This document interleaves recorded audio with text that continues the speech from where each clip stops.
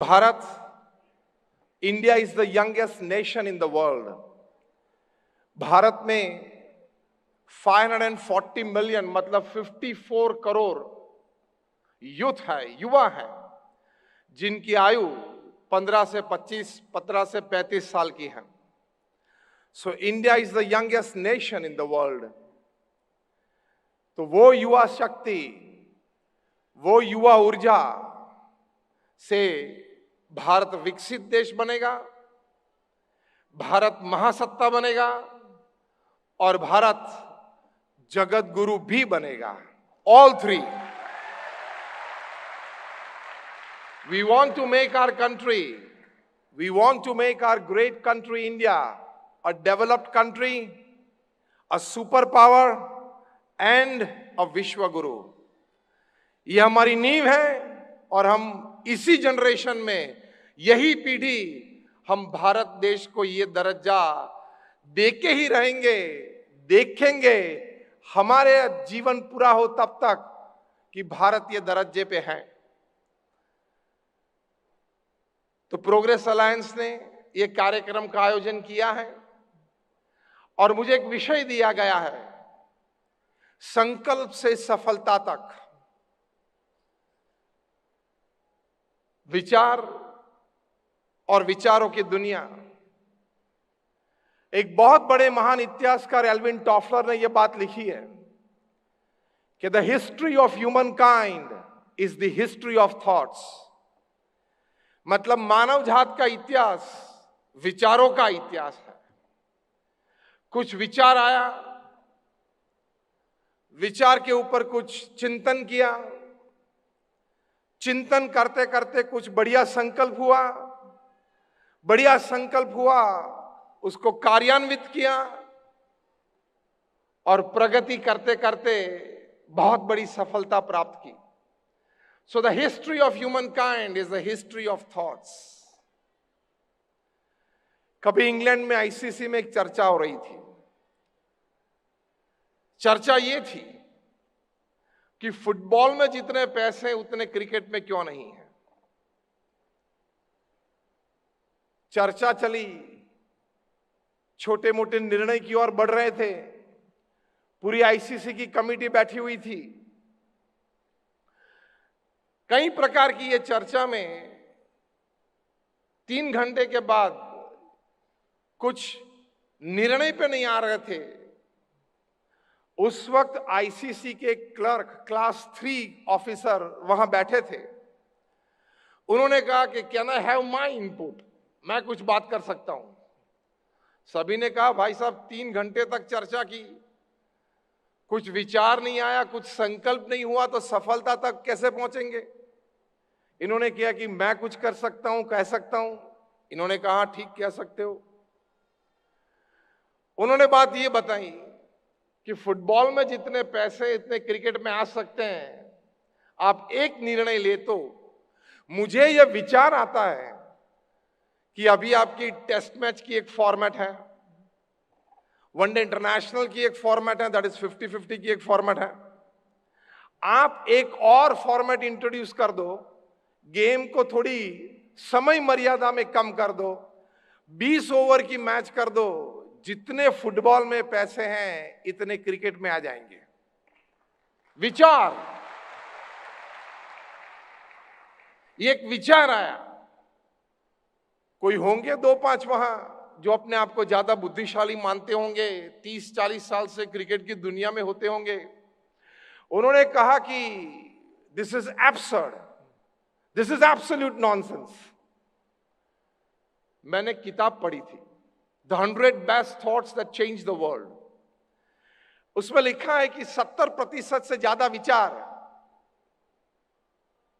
प्रथम प्रस्तुति में रिजेक्ट हुए थे. और रिजेक्ट अपमानित भाषा में हुए थे. You are absurd, it is nonsense. यही दर्जा इस विचार को भी मिला. This is absolute nonsense. 20 overs में क्रिकेट में लोगों को क्या आनंद आएगा. मैच शुरू हुई, पूरी हो जाती है.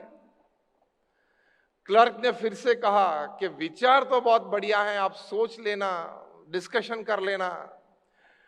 किया और इंट्रोड्यूस किया, और आज हम देखते हैं कि T20 में फुटबॉल की रमत में जितने पैसे होते हैं, और अभी जो पिछले इतवार को अहमदाबाद में नरेंद्र मोदी स्टेडियम में जो क्राउड था और जो मैच IPL की फाइनल खेली गई, उससे पता चला कि वो विचार में दम था। विचार के बाद जो संकल्प किया उसमें सफलता प्राप्त हुई।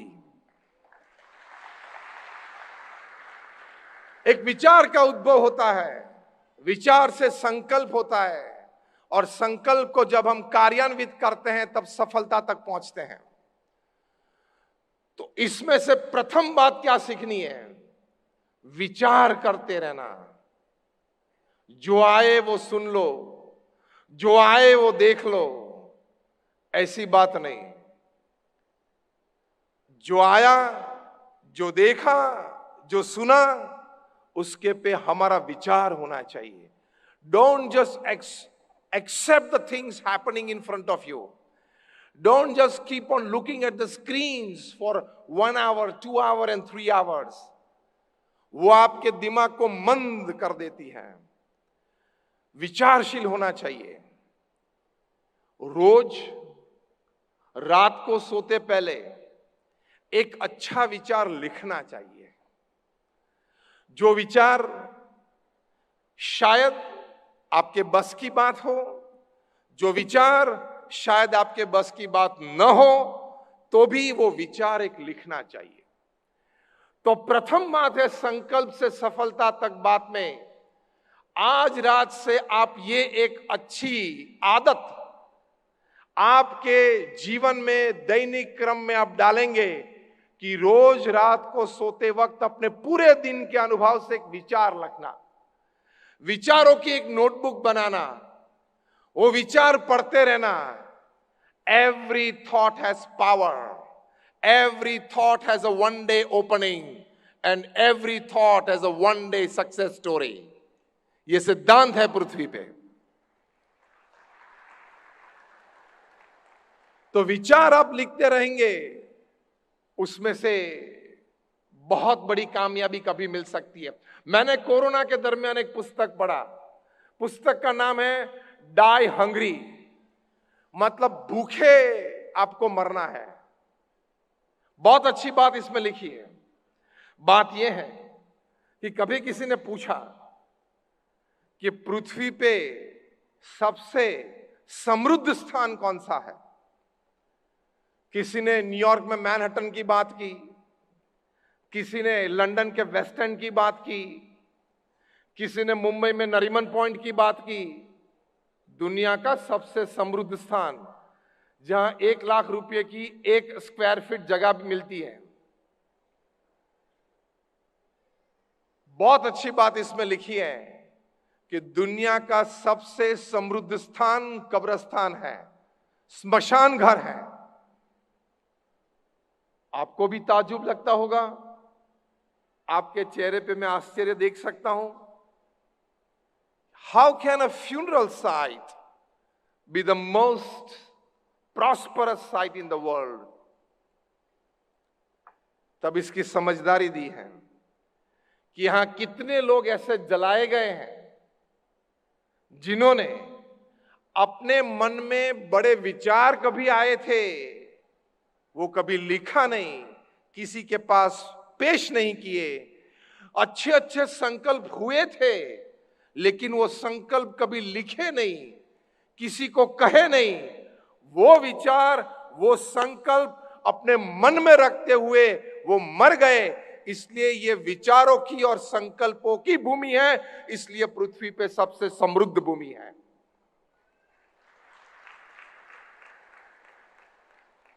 ये विचारों की और संकल्पों की भूमि है। यहां बहुत विचार दबे हुए हैं मानव जात के उत्कर्ष के लिए, from personal successes to community greatness.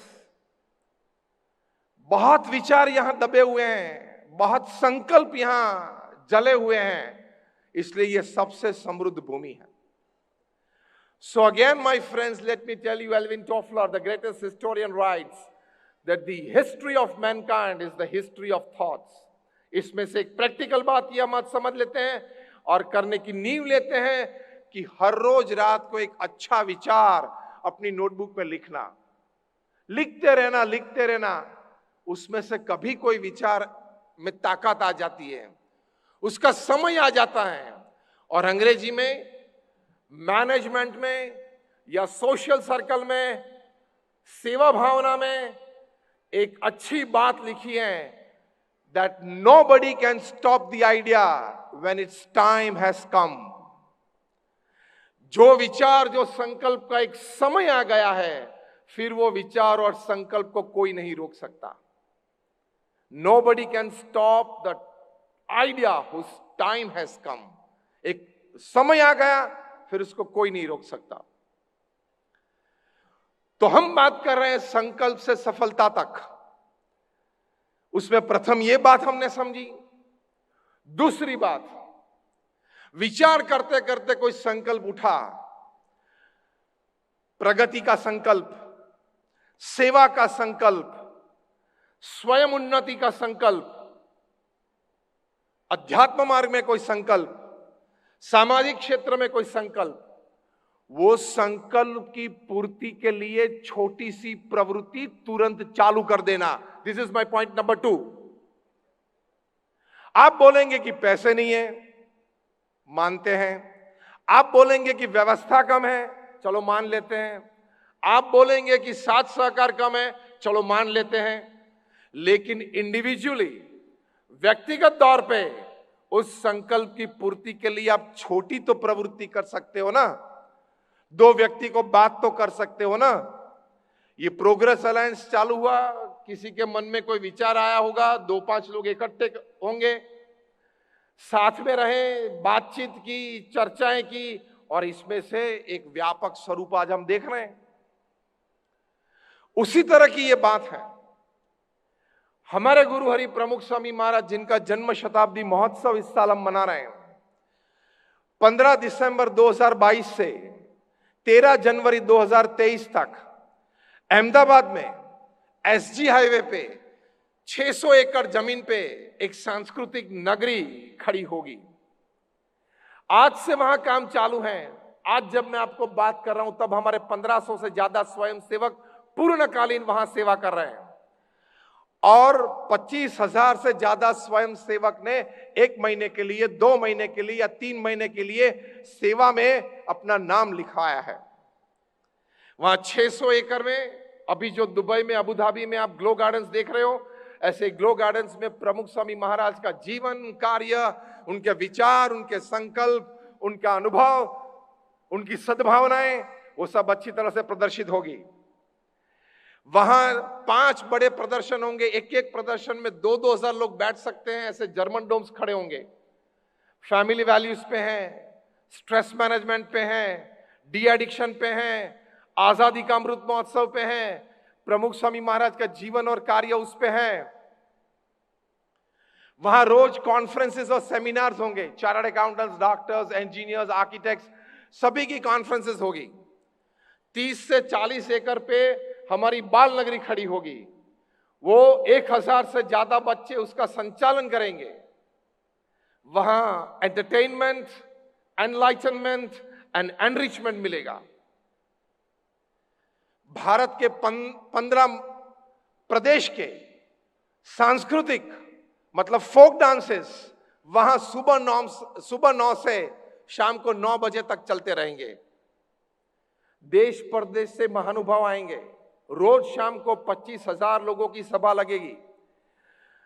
देश परदेश से ऐसे नामांकित लोग, विचारशील लोग, जिन्होंने अपने जीवन में कुछ पाया है, कुछ समाज को दिया है, ऐसे लोग हमारे वहां आके अपने विचार प्रदर्शित करके लोगों को समृद्ध करेंगे।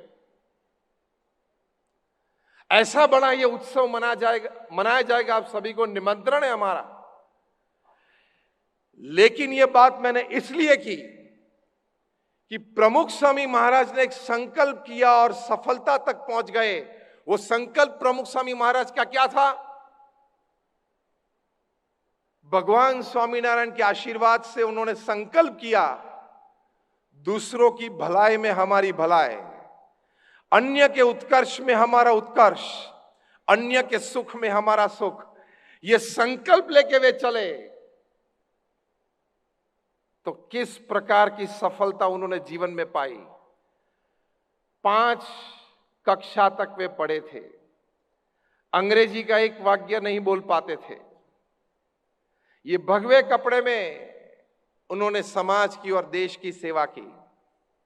लेकिन प्रमुख स्वामी महाराज वन मैन ऑर्गेनाइजेशन, एक व्यक्ति संस्था थे। He was a one man army. और एक व्यक्ति किस कक्षा की समाज सेवा कर सकता है भविष्य में? Not sky but Pramukh Swami is the limit. Not sky.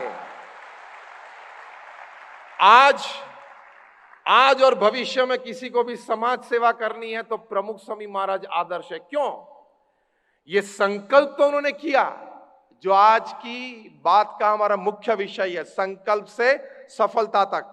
संकल्प तो उन्होंने किया, अन्य के सुख में हमारा सुख, अन्य की प्रगति में हमारी प्रगति, अन्य के उत्कर्ष में हमारा उत्कर्ष। लेकिन वो संकल्प की पूर्ति के लिए उन्होंने जो पुरुषार्थ किया, this is my point number 3। संकल्प की पूर्ति के लिए प्रचंड पुरुषार्थ की आवश्यकता होती है। प्रमुख स्वामी महाराज ने अपने जीवन काल में दुनिया के 60 देशों में 18,000 गांव और शहर में घूमे। व्यक्ति के उत्कर्ष के लिए, पारिवारिक मूल्य के जतन के लिए और समाज के सर्वांगी विकास के लिए 18,000 गांव में।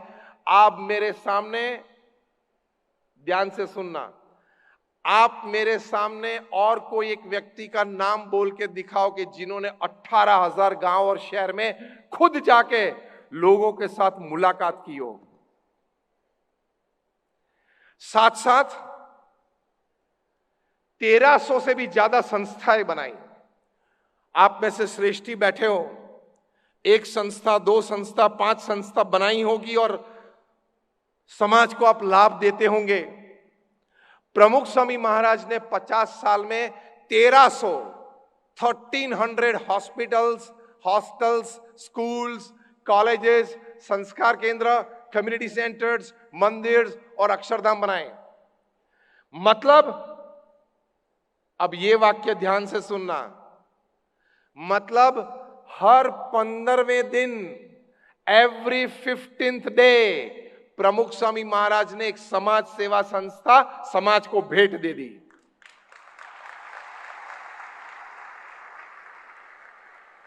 संकल्प करते हैं तो कहां तक की सफलता मिल सकती है। हर 15वें दिन एक जमीन संपादन करना, वो क्या होता है वो आपको पता है। भेंट में मिलती है या संपादन होती है। उस जमीन पे क्या करना है, हॉस्पिटल, हॉस्टल, स्कूल, वो हमारे बोर्ड ऑफ ट्रस्टीज में नक्की होता है। फिर आर्किटेक्ट्स प्लान डिजाइन करते हैं, वो जमीन लोकल गवर्नमेंट बॉडीज में लीगली क्लियर होती है। आर्किटेक्ट के प्लान्स पे चर्चा होके लोकल गवर्नमेंट बॉडीज में वो प्लान क्लियर होते हैं। हम एक एनजीओ है, नॉन प्रॉफिट ऑर्गेनाइजेशन है, तो फंड्स रेज होते हैं, टेंडर्स डिश आउट होते हैं, टेंडर्स फाइनल होते हैं, ग्राउंड ब्रेकिंग सेरेमनी परफॉर्म होती है, वहां कंस्ट्रक्शन चालू होता है, कंस्ट्रक्शन पूरा होता है। जो 2, 3, 4 समर्पित स्वयंसेवक संस्था के चाहिए, उस संस्था को चलाने के लिए वो नक्की तय हो जाते हैं। और 15, 25, 50, 100 जो एम्प्लॉइज चाहिए वो तय हो जाते हैं। उद्घाटन समारोह हो जाता है और वो संस्था को समाज की सेवा में रख देते हैं। ऐसी जो मैंने आपको कहानी सुनाई, वो कहानी प्रमुख स्वामी महाराज ने हर 15वें दिन 50 साल तक चलाई। हर 15वें दिन 50 साल तक। और कोई व्यक्तित्व पृथ्वी पर इस प्रकार का आपको नहीं मिलेगा।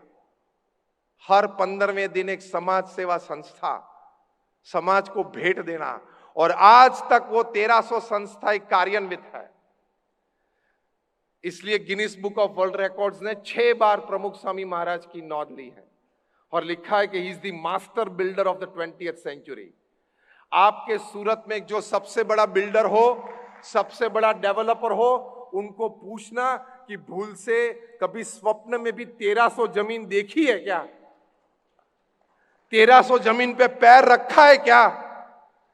1300 जमीन संपादन करने की बात तो बहुत दूर, 1300 जमीन पे पैर रखा है क्या? ये प्रमुख स्वामी महाराज ने किया। मैंने ये कहानी इसलिए कही आपको, हम बात कर रहे हैं संकल्प से सफलता तक। एक व्यक्ति प्रमुख स्वामी महाराज ने संकल्प किया कि अन्य के सुख में हमारा सुख, किस प्रकार की सफलता उन्होंने जीवन में पाई। भगवान ने हमें भी शक्ति दी है, हम यहां बैठे हैं, हम में भी छोटे मोटे संकल्प हैं, लेकिन उसकी पूर्ति के लिए प्रथम बात हम महापुरुषों के जीवन में से सीखते हैं, प्रचंड पुरुषार्थ की। मैंने 400 से ज्यादा जीवन चरित्र पढ़े हैं, from Nelson Mandela to Abraham Lincoln to George Washington to Winston Churchill to Pramukh Swami Maharaj to Sachin Tendulkar, सभी के उनके जीवन में संकल्प बढ़िया था। वो बढ़िया संकल्प को सफलता में परिवर्तित करने के लिए उनके जीवन में सबसे बड़े संस्कार थे, वो पुरुषार्थ के संस्कार थे। प्रमुख स्वामी महाराज एक व्याख्या करते थे कि अगर, उनके शब्दों में प्रस्तुत करता हूं, कि अगर आपको यह संकल्प होता है कि ये काम जो मुझे आज करना है, अभी करना है, वो मैं 2 मिनट के बाद करूंगा, वो भी आलस है। इस प्रकार का प्रचंड पुरुषार्थ करना है। वहां ईस्ट अफ्रीका में एक कहावत है कि that every morning when the sun rises, the slowest lion, अभी शेर और हिरण की बात प्रवक्ता कर रहे थे। Every morning when the sun rises, the slowest lion has to run minimum faster than the slowest deer to see the evening, वरना वो भूखा मर जाएगा। And the slowest deer must definitely run faster than the fastest lion to see the evening, वरना उसका शिकार हो जाएगा। इस कहावत के बाद कंक्लूजन में एक बात लिखी है, so whether you are the lion or the deer, आप हिरण हो या शेर हो, when the morning falls you have to run, जब सुबह गिरती है तब दौड़ना तो पड़ता है। Everybody has to run. हम तो बोलने का कोई पैसे नहीं लेते, यहां भी आने का मैंने कोई पैसा नहीं लिया है। मैं 24 साल से हमारे गुरु प्रमुख स्वामी महाराज और अभी प्रत्यक्ष गुरु हरि मोहन स्वामी महाराज की आज्ञा से बोल रहा हूं। एक पैसा भी किसी के पास कभी चार्ज नहीं किया, क्योंकि BAPS के संतों के पास पैसे नहीं होते, बैंक अकाउंट नहीं होता है।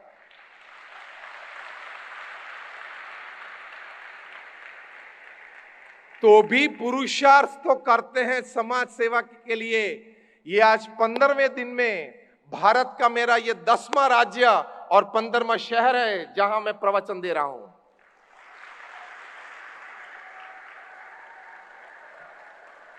तो पुरुषार्थ आप अपनी व्यावसायिक प्रवृत्ति के लिए करें या आज आप समाज सेवा क्षेत्र में हो, तो पुरुषार्थ की नींव रखना वो मनुष्य का फर्ज है।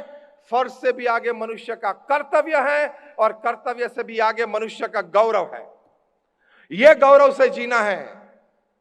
इसलिए अब ध्यान से सुनना जो वाक्य मैं बोलने जा रहा हूं। कभी जीवन में छोटी मोटी सफलता कम मिले, लेकिन एक संतोष तो जरूर हम सभी को चाहिए जब हम मृत्यु बिछाने पे होते हैं तब, कि चलो सफलता तो मेरे मन के अनुसार ज्यादा या कम मिली, कुछ न मिली, कुछ न हुआ, लेकिन मैंने अपने जीवन में पुरुषार्थ में कोई कमी नहीं रखी है। वो संतोष को तो सभी को चाहिए।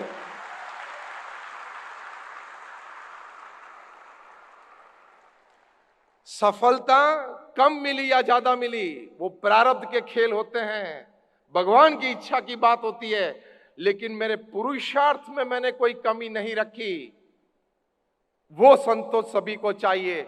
इसलिए हमारे माननीय प्रधानमंत्री जी नरेंद्र भाई मोदी ने जिन्होंने अभी 8 साल पूरे किए भारत के प्रधानमंत्री के रूप में, उन्होंने यही बात बताई। 8 साल का रिपोर्ट जब पेश किया देश के सामने, मुख्य वाक्य उनका यह था कि मैंने भारत का सिर उन्नत करने के लिए कोई पुरुषार्थ आज तक नहीं छोड़ा है।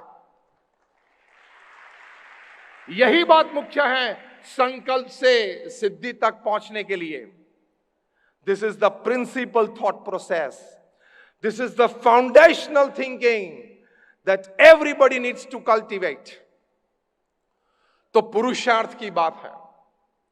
अब और सारे कोई फैक्टर्स हैं संकल्प से सफलता तक।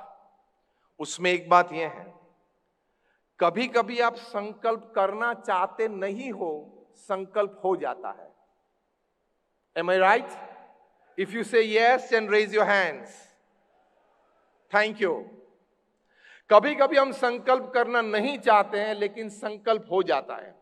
उस संकल्प को पकड़ना, उस संकल्प को अपना ध्येय बनाना, क्योंकि वो संकल्प आपको अपने पूर्व कर्म, अपने प्रारब्ध और भगवान की इच्छा से हुआ है। वो संकल्प के लिए आपने प्रयत्न नहीं किया था, लेकिन अंदर से एक स्फुरना हुई है।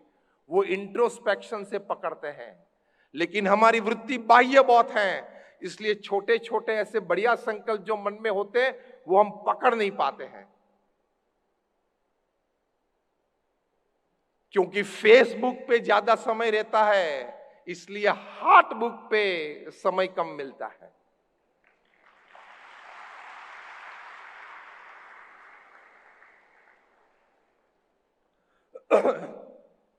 फेसबुक पे अन्य की प्रवृत्ति जानने की इच्छाएं बहुत रहती है। कौन क्या करता है वो जानने की इच्छा ज्यादा रहती है। इसलिए हमारे हृदय में जो सूक्ष्म संकल्प कुदरती होते हैं वो हम पकड़ नहीं सकते। वही में हमारी तरक्की है। It has been suppressed because of too much of outer looking. और आपको पता है अभी नया रोग है, इसको बोलते हैं FAD, FAD, Facebook addiction disorder. World Health Organization ने फैड को, FAD, फेसबुक एडिक्शन डिसऑर्डर को मेंटल डिसऑर्डर जाहिर किया है। Mental disorder. आप दिन में 3 या 5 से ज्यादा बार अगर फेसबुक खोलते हो तो आप मेंटल डिसऑर्डर में हो। आप मानसिक अस्थिरता में आप जीते हो, आप मानसिक रोग के एक विक्टिम हो। वर्ल्ड हेल्थ ऑर्गेनाइजेशन ने बताया। Why do you want to know what other people are doing? Let people know what you are doing. संकल्प से सफलता तक की बात है।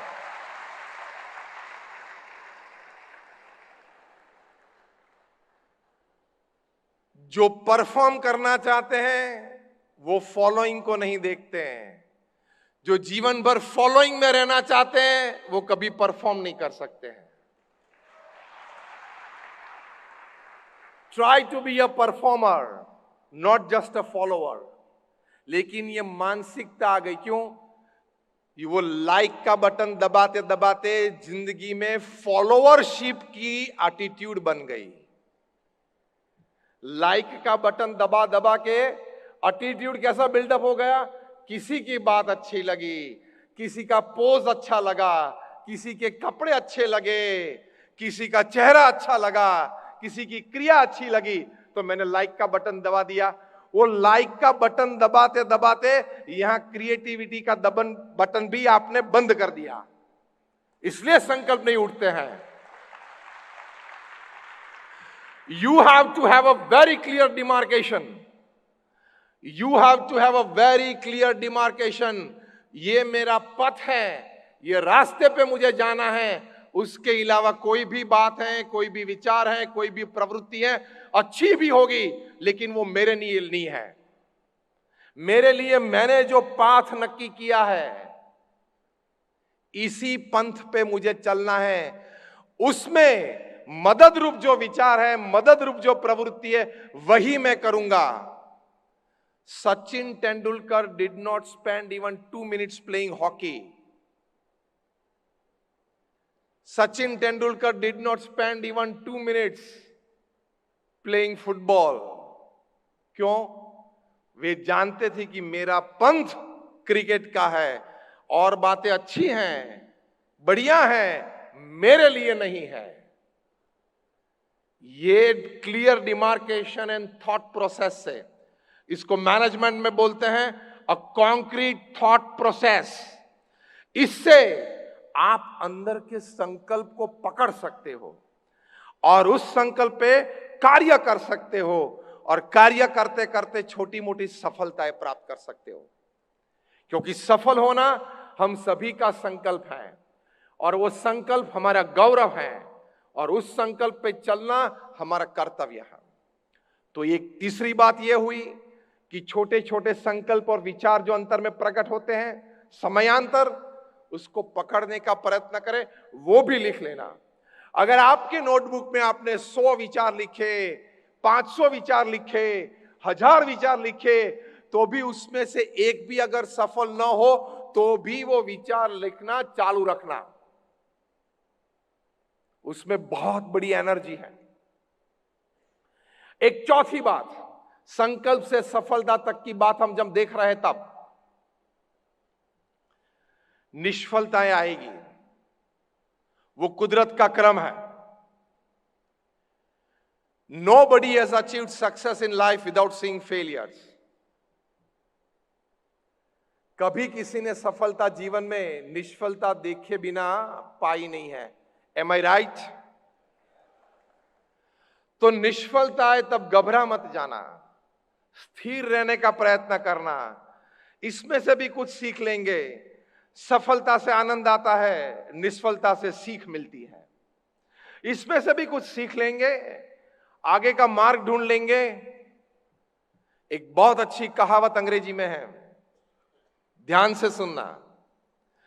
To fall is not a crime, but refusing to stand up and walk again is a crime. चलते चलते गिर जाना वो गुनाह नहीं है। फिसल सकते हो, गिर सकते हो, लेकिन गिरने के बाद उठने की मना करते हो, फिर से वही रफ्तार से चलने का इनकार करते हो, तब आपने गुनाह किया है। Then it is a crime. आप महापुरुषों के जीवन देख लो, बहुत निष्फलता के बाद सफलता मिली। They always considered and always practically used the failures as the stepping stones for success. Stepping stone बना देना। कोई आपके मार्ग में पत्थर फेंके, कोई आपके मार्ग में पत्थर फेंके मतलब अवरोध खड़ा करे, तो उस पत्थर से आपको सिर्फ 3 चॉइसेस हैं। एक चॉइस है वो पत्थर उठा के उसके सामने आप फेंके, चॉइस नंबर 1। ईंट का जवाब पत्थर से। चॉइस नंबर 2, वो पत्थर का कुछ उपयोग करके आप अपना घर बना ले और उसमें आप बस जाए, चॉइस नंबर 2। और तीसरा है उस पत्थर को आप एक स्टेपिंग स्टोन बना दे और जरा ऊपर उठने का प्रयत्न करें। 3 ही चॉइस है। आप सभी को कौन सी चॉइस अच्छी लगती है? Choice number, again, not very loud. That's it. Choice number 3 should be your choice. इसी चॉइस से महापुरुष चले। एक कहानी आपको सुनाना चाहता हूं। श्रीलंका के एक बहुत अच्छे बैट्समैन थे, मार्वन अजपत्तु, मिडिल ऑर्डर में खेलते थे। कहानी यह बनी कि डोमेस्टिक क्रिकेट में अच्छे परफॉर्मेंस के बाद उनको नेशनल कॉल आया कि now you are in the playing 11 of Sri Lanka. कोई भी प्लेयर के लिए एक बहुत बड़ी बात होती है। स्वप्न पूरा हुआ, संकल्प था, वो सफलता की ओर जा रहा था, वो देख रहे थे। श्रीलंका टीम के साथ उन्होंने टूर की, बाहर गए। फर्स्ट इंटरनेशनल टेस्ट, प्रथम इनिंग्स 0, सेकंड इनिंग्स 0। दुखी हुए, बड़ी निष्फलता। टीम ने उनको बेंच कर दिया, वापस श्रीलंका भेज दिया। पूरी सीरीज में वे आउट थे। फैमिली ने कंसोल किया, फ्रेंड्स ने कंसोल किया, फिर से डोमेस्टिक सर्किट में चले गए। 21 महीने तक डोमेस्टिक क्रिकेट में अपना परफॉर्मेंस देते रहे। पेशेंस, धैर्य बनाए रखना, तो ही संकल्प की पूर्ति होती है।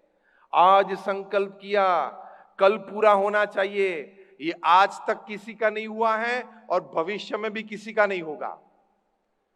जब निष्फलता आती है तब धैर्य बनाए रखना पड़ता है। 21 महीने तक डोमेस्टिक परफॉर्मेंस देते रहे। फिर से नेशनल कॉल आया कि आपका डोमेस्टिक परफॉर्मेंस अच्छा है, आपको एक चांस देते हैं। फिर से श्रीलंका के साथ टूर की, बाहर गए।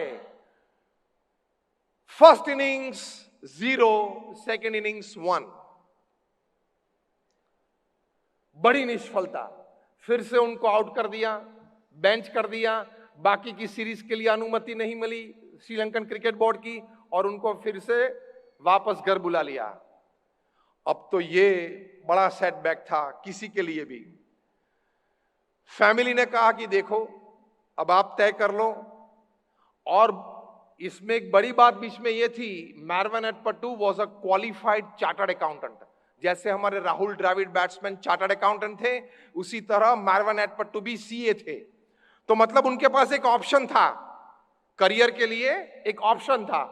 तो परिवारजनों ने यह बताया कि देखो फैमिली बिजनेस है, आप जुड़ सकते हो। फैमिली बिजनेस में नहीं जुड़ना है तो आप सीए की प्रैक्टिस चालू कर सकते हो, फैमिली का नाम अच्छा है, बिजनेस नेम अच्छा है। मार्वन एटपटू ने कहा, I have decided to play cricket for my country. I have decided to make cricket my career. One day I will be a shining star for my country. संकल्प में इतनी ताकत होनी चाहिए। फिर से 19 महीने तक डोमेस्टिक ग्रीन में रहे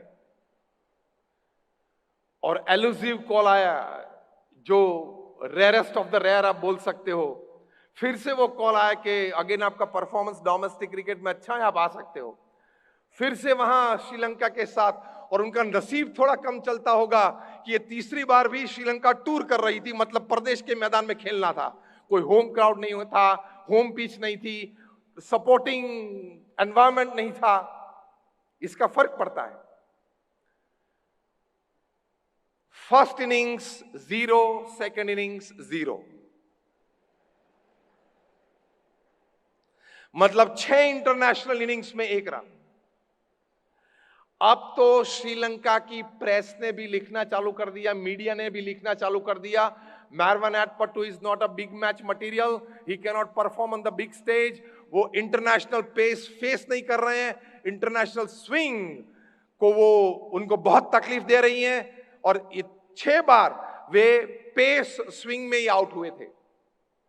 तो बोले कि उनको डोमेस्टिक क्रिकेट खेलने दो, he is a good domestic player, लेकिन बड़े स्टेज का उनके मन में डर है, वो गुमराह जाते हैं, कंफ्यूज हो जाते हैं।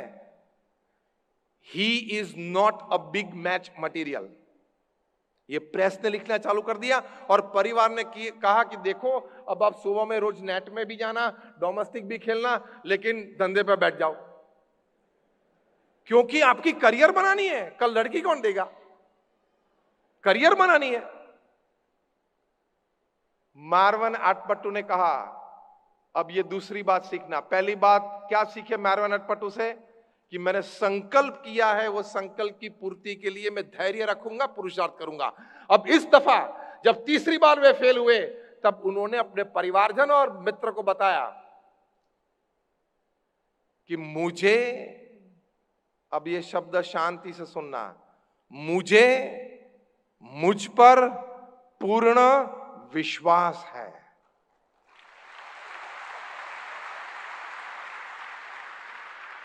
सबसे अगत्य की बात यह है, संकल्प से सफलता तक, मुझे मुझ पर विश्वास है।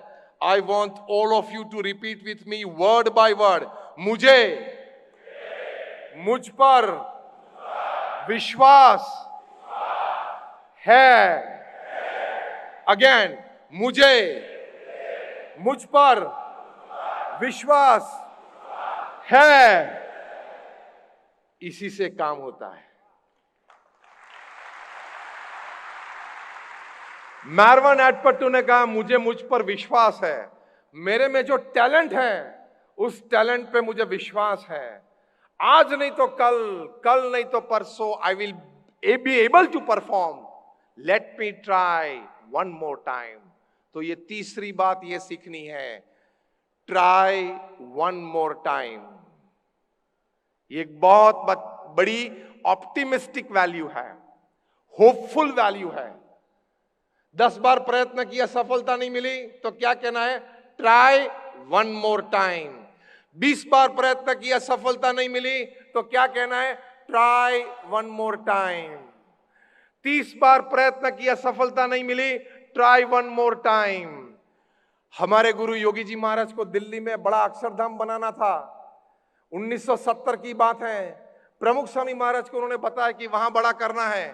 प्रमुख स्वामी महाराज ने अपने प्रयत्न चालू किए, 32 साल तक प्रयत्न चालू रखे, संकल्प छोड़ा नहीं, तो वहां दिल्ली में अक्षरधाम यमुना के किनारे 110 एकड़ पे खड़ा हो गया।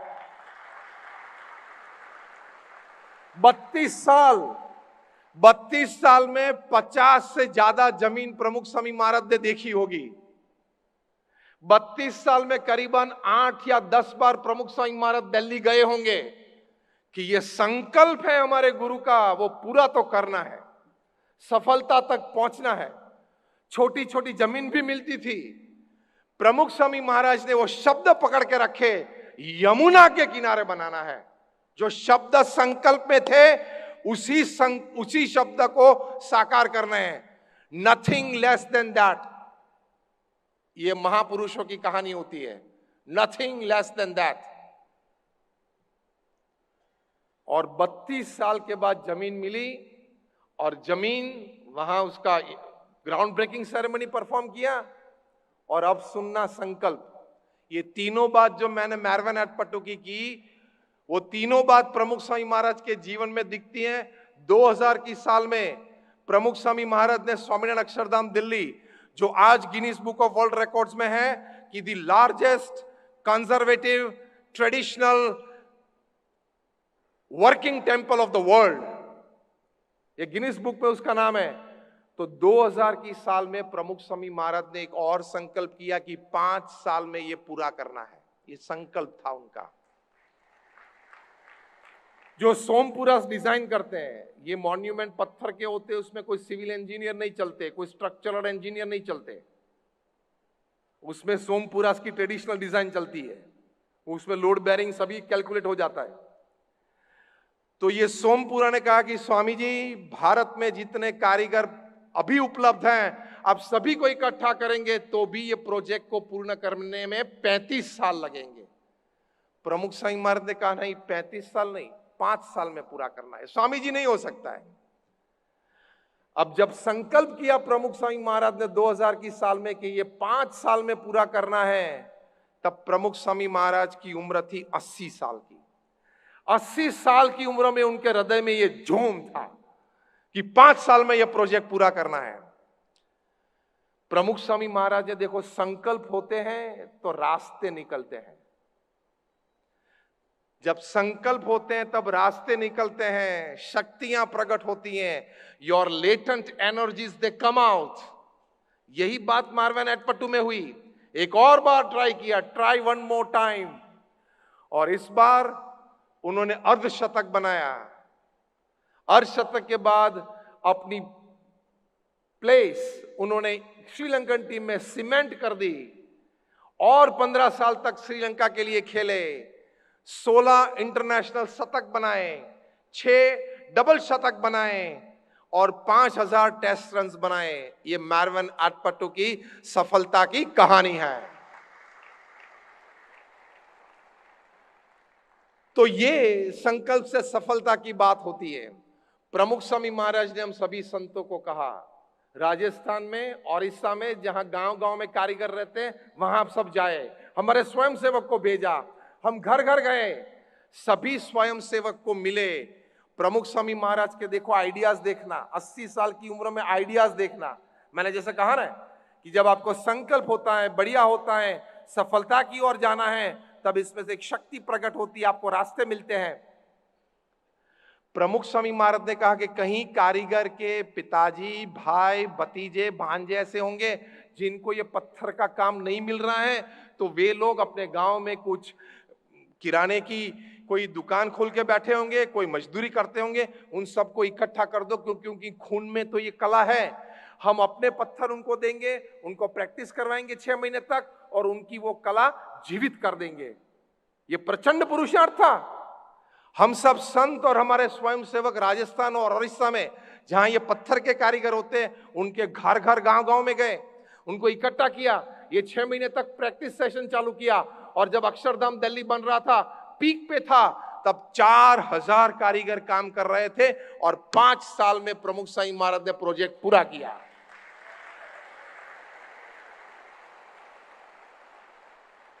ये पूरा करने के बाद रिलायंस इंडस्ट्रीज लिमिटेड के चेयरमैन मुकेश अंबानी अक्षरधाम दर्शन के लिए जब पधारे थे, 2 घंटे तक अक्षरधाम का मुख्य स्मारक, प्रदर्शनी, नीलकंठ फिल्म जो लार्ज फॉर्मेट आईमैक्स फिल्म है वो देखी।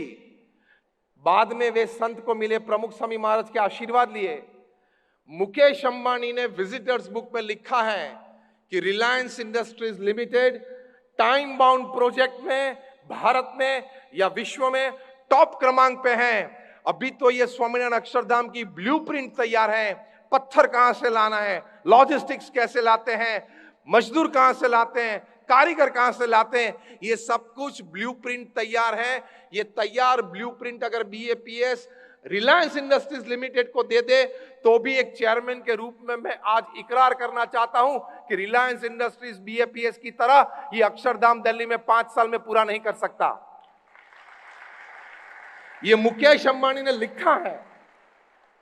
संकल्प से सफलता तक आप जा सकते हो, संकल्प में ताकत होनी चाहिए। और 2 साल के बाद, मतलब 2005 में जब उद्घाटित हुआ, तब प्रमुख स्वामी महाराज की उम्र थी 85 साल की। उसके 2 साल के बाद जब उनकी उम्र थी 87 साल की, 2007 में, एट द एज ऑफ 87, प्रमुख स्वामी महाराज ने संकल्प किया कि दिल्ली में जैसा अक्षरधाम है, ऐसा अक्षरधाम अमेरिका की धरती पे बनाना है। और 265 एकड़, न्यू जर्सी में रॉबिन्सविले में 265 एकड़ पे अभी अक्षरधाम बन रहा है, जो हमारे गुरुहरि प्रगट ब्रह्म स्वरूप महान स्वामी महाराज 2024 में उद्घाटन करेंगे।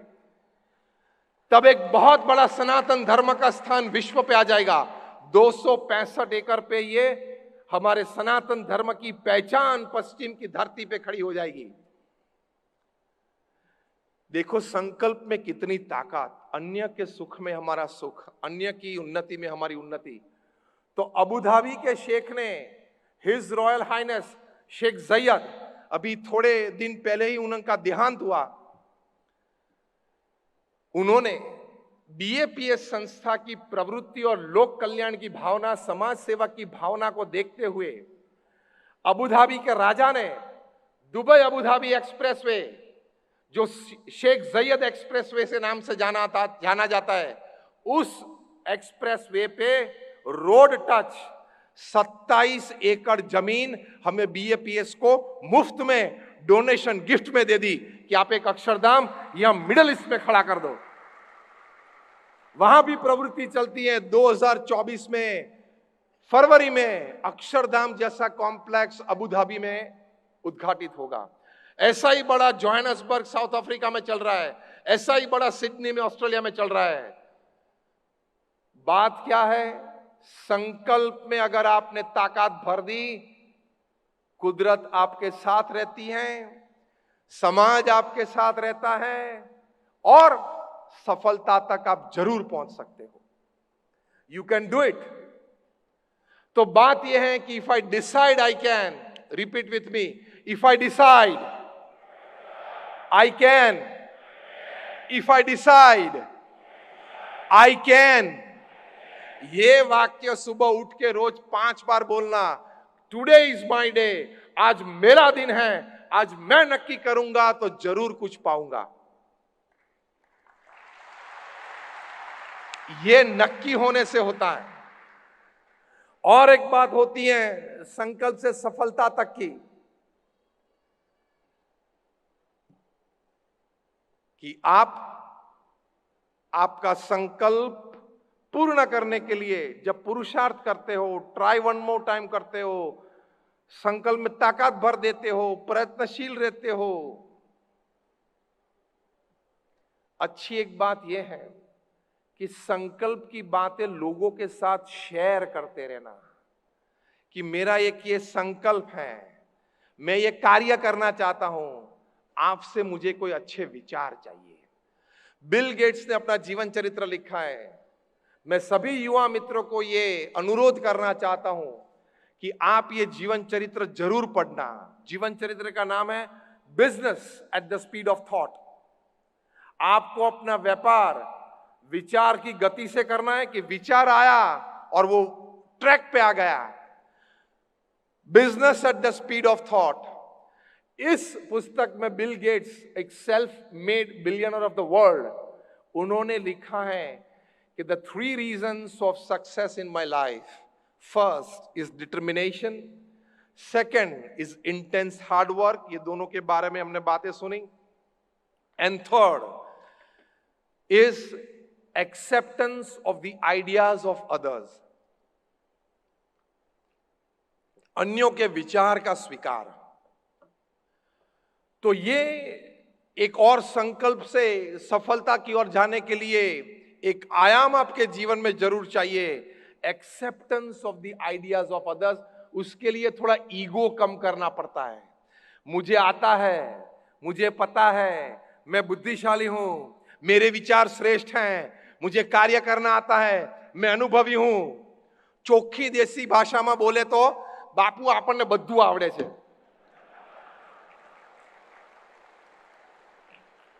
ચોખ્ખી દેશી ભાષામાં કે ના ના મને બધી ખબર છે ને, ના ના આપણને બધું આવડે છે ને, આપણે આ બધું કરેલું છે ને, આ વ્યક્તિની કોઈ દિવસ પ્રગતિ ના થાય। એ આખી જિંદગી આ જ બોલતો રહે, ના ના આપણને બધું આવડે છે ને, હોય ત્યાંનો ત્યાં જ। अन्य के विचार का स्वीकार, team work is important, acceptance of the ideas is important. और एक संकल्प से सफलता की बात जब आती है, व्यसन से दूर रहना, नेगेटिविटी से दूर रहना, कमजोर लोगों से दूर रहना, और सबसे बढ़िया बात यह है इसमें, इस श्रृंखला में, कि अपनी निर्बल प्रवृत्ति को छोड़ के, उस प्रकृति को छोड़ के आप सबल बनने का प्रयत्न करना। आसपास नेगेटिविटी होती है, विचारों में भी नेगेटिविटी होती है, उसको कभी एंटरटेन मत करना। पता है सुसाइड के दर क्यों बढ़ रहे हैं? पता है निष्फलता में लोग डिप्रेशन और स्ट्रेस में क्यों चले जाते हैं और सफलता तक नहीं पहुंचते हैं? उसका एक बहुत बड़ा कारण यह है कि आप सोशल मीडिया से ओवर एक्सपोज्ड हो। मैं आपको यह बात समझाना चाहता हूं। Average Indian spends 2 hours and 40 minutes in front of the screen, which is disastrous, which is a disaster। ये गैजेट बने हैं हमारी सेवा के लिए। आप मोबाइल का भरपूर उपयोग करना, हम भी करते हैं। आप आईपैड या आईपॉड या लैपटॉप कुछ भी हो, उसका भरपूर उपयोग करना। अभ्यास के लिए अगर कोई विद्यार्थी बैठे हो, अपने व्यापार के लिए, ये टेक्नोलॉजी का भरपूर उपयोग करना ही चाहिए। लेकिन वो टेक्नोलॉजी में ताकत भी इतनी है कि आपका जीवन वो बर्बाद भी कर सकती है। इससे बचना तो ही आपका संकल्प सफलता तक पहुंचेगा। वो कैसे? प्रमुख स्वामी महाराज को न्यूयॉर्क एयरपोर्ट पे एक पत्रकार ने पूछा था कि ये टेक्नोलॉजी, ये इंटरनेट, ये कंप्यूटर, वो आशीर्वाद है या अभिशाप है? प्रमुख स्वामी महाराज ने तुरंत अपने अनुभव से, अपने विजडम से, प्रमुख स्वामी महाराज ने कहा, विवेक पूर्ण उपयोग करे टेक्नोलॉजी का तो आशीर्वाद है, विवेक चूक गए तो अभिशाप है। तो विवेक पूर्ण उपयोग करना। These gadgets are made to serve you. The reverse has happened. We have become the slaves of this gadget. रोज का मिनिमम, ध्यान से सुनना, रोज का मिनिमम 1 या 1.5 घंटा हमारा फिजूल सोशल मीडिया पे बिगड़ता है। आप चेक कर लेना। 1 to 1.5 hours a day. That means 40 hours a month. And that means 500 hours a year. समय सीमित है, किसी के पास असीमित समय नहीं है। 70-80 साल का जीवन है, इतना ज्यादा समय स्क्रीन के सामने फिजूल काम के लिए सोशल मीडिया में देने की कोई जरूरत नहीं है।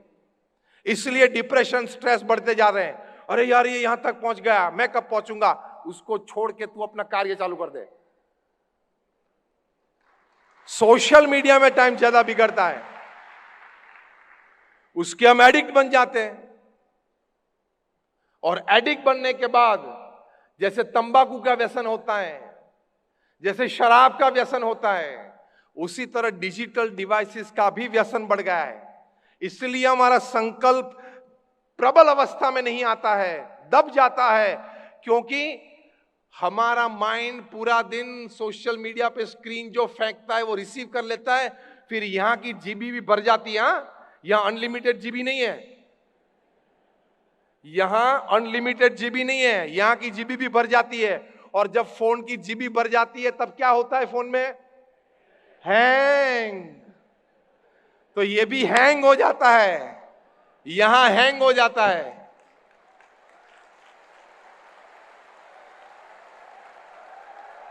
फिर संकल्प नहीं उठता है, फिर संकल्प उठता नहीं है। अगर उठा तो दब जाता है, और अगर उठ के बाहर भी आया तो दबते दबते बाहर आता है, तब निर्बल हो जाता है। उसमें सफलता तक पहुंचने की कोई ताकत नहीं रहती है।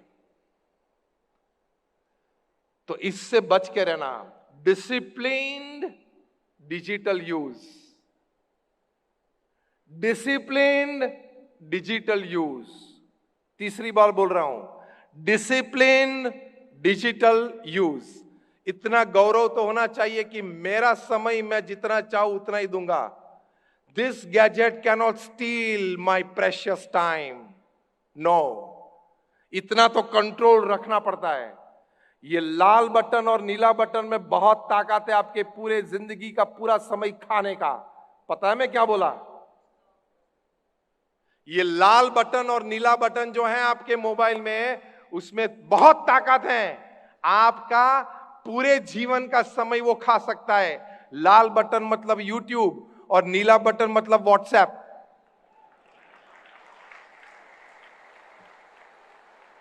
सुबह में उठ के व्हाट्सएप, आप सुबह में उठ के पहली प्रवृत्ति करते हैं, मोबाइल खोलते हैं, डेटा ऑन करते हैं और व्हाट्सएप चालू करते हैं और मैसेज आने लगते हैं और खुश होते हो। 60 चैट्स और 100 messages. See I am popular. आप ब्रॉडकास्ट ग्रुप में हो।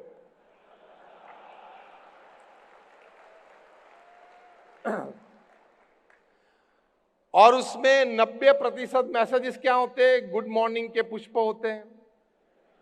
उसमें से एक पुष्प आपको अच्छा लगता है, उसका आप क्या करते हो?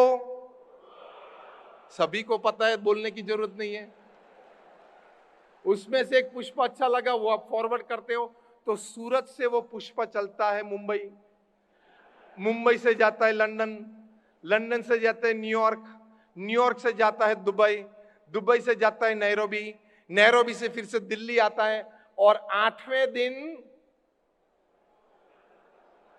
वापस सूरत में आ जाता है। उसमें दोपहर में कोई फ्री बैठा हो, कोई काम ना हो, वो एक आइटम ऐड करता है, एक पेटल क्रॉप चॉप कर देता है और नया पुष्प चालू हो जाता है। इतनी कहानी व्हाट्सएप की है। प्रमुख स्वामी महाराज ने कहा कि विवेकपूर्ण उपयोग करेंगे तो व्हाट्सएप से कम्युनिकेशन फास्ट होता है। आप मैसेजेस भेज सकते हो, इमरजेंसी डील कर सकते हो, बहुत सद्गुण है। लेकिन विवेक नहीं है ना, इसलिए तकलीफ वाली बात है। यह अस्त्र है, यह शस्त्र है। अगर आपने ठीक उपयोग किया तो आपके लिए बहुत फायदा कारक ये सब बातें हैं। और अगर ठीक से उपयोग करना नहीं सीखे, डिसिप्लिन नहीं रखा, शिस्त नहीं रखा, तो आपका पूरा जीवन बर्बाद हो सकता है। ये मिलेनियल्स जो बैठे हैं, मतलब 2000 की साल की आजू बाजू में जो पैदा हुए हैं, उसको मिलेनियल्स बोलते हैं। उसमें ये डिजिटल डिजीज है। पहला क्या है? फबिंग, मतलब फोन प्लस स्नबिंग। देखना ये यंगस्टर्स में, हमने तो देखा और मैंने तो ऑब्जर्व किया है। आपके साथ बात करते होंगे, उस वक्त मोबाइल की घंटी बजी तो आपको पूरा इग्नोर करके वो मोबाइल को अटेंड करेंगे। This is a disastrous manner. This is not a soft skill. कोई व्यक्ति आपके सामने प्रत्यक्ष है, आप उससे बात कर रहे हो, उस वक्त फोन की घंटी बजी तो you can not pick up the phone, आप फोन नहीं उठा सकते हो।